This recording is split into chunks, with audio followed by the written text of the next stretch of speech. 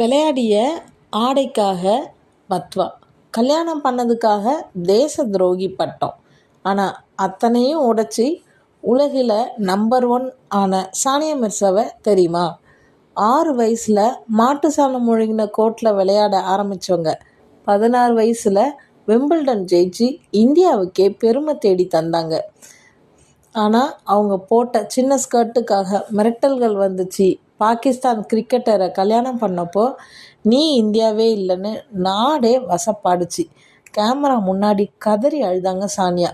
டாக்டர்களே carrier முடிஞ்சதுன்னு சொன்ன மணிக்கட்டு காயத்தையும் தாண்டி 2015 டபுள்ஸ் பிரிவில் உலகத்தோட நம்பர் 1 இடத்தை பிடிச்சி சரித்திரம் படைச்சாங்க.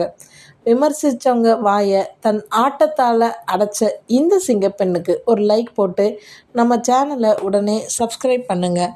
உங்களுடைய அன்பும் ஆதரவும் எங்களுடைய மிக பெரிய பலம். நன்றி, வணக்கம்.